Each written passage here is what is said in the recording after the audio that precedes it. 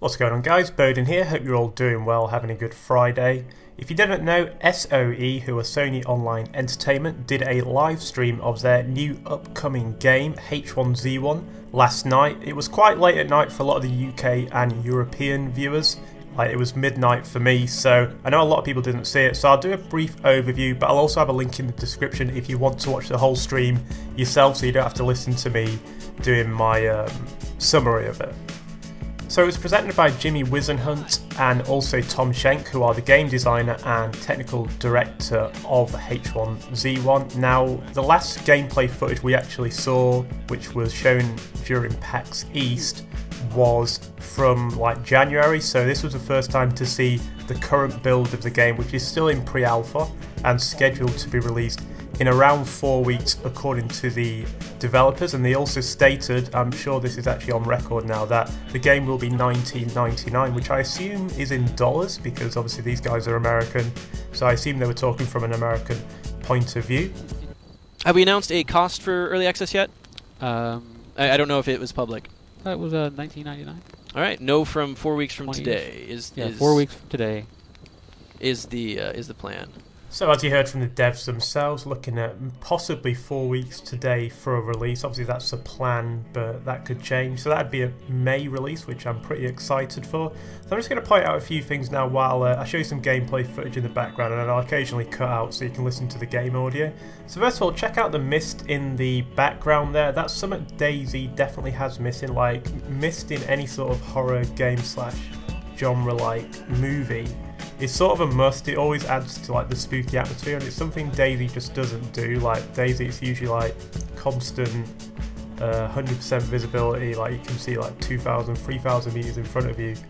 So unless you play something like the mod, like DayZ, for example, visibility is never an issue, but it definitely seems to be in this game.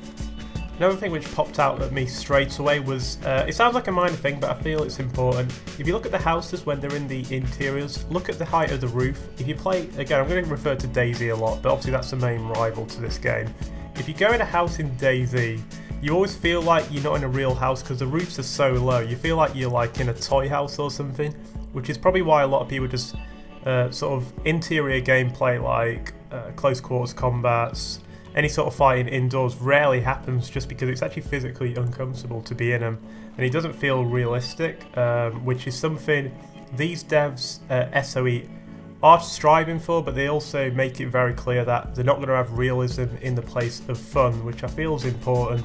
I feel like sometimes it's good to be realistic because it adds to the immersion, but at the same time it can take away from actually enjoying the game. Stuff like having to eat cans of beans every 2 seconds in DayZ can get really, really tedious, and it's something which actually puts a lot of people off the game. It is survival sim first, but sim not before fun.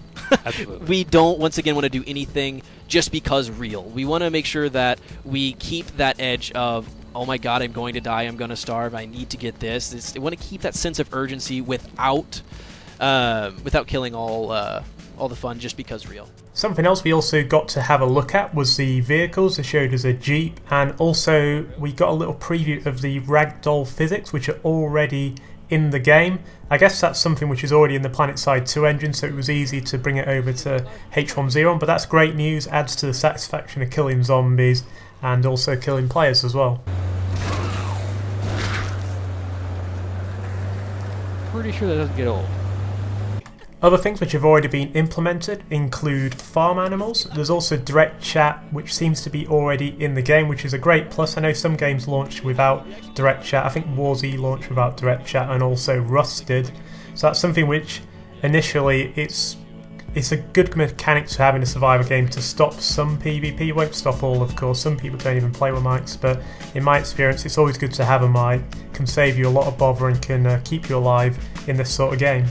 Sure. Yeah. Once again, guys, if you're just now joining us, this is H1Z1. Who's that? Hey,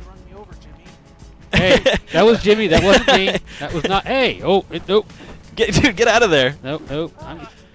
A few other things which have been confirmed is that there will be a field of view slider, which is obviously a big plus for people who like first-person gameplay, can stop some of that motion sickness.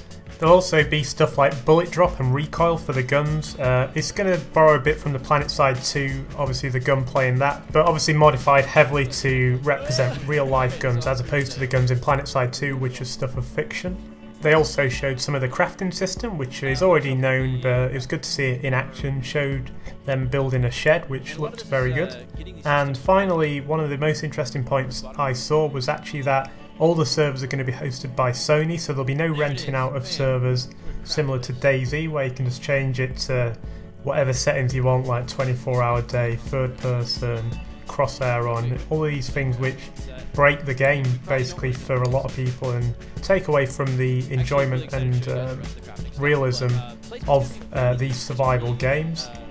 And as a final point, they did confirm that hordes of zombies will be in the game. They didn't show any in this build, but they're supposed to be in there roaming around the city, so that should be interesting to see. But overall then, H1Z1 looking very, very good, very promising. Obviously still some issues possibly to overcome, stuff like some of the zombie animations looks a bit weird, but I guess not many games have got the zombies right, which has been an ongoing problem. But as long as they're an issue and as long as there's something you need to think about, then I don't see it being that much of an issue.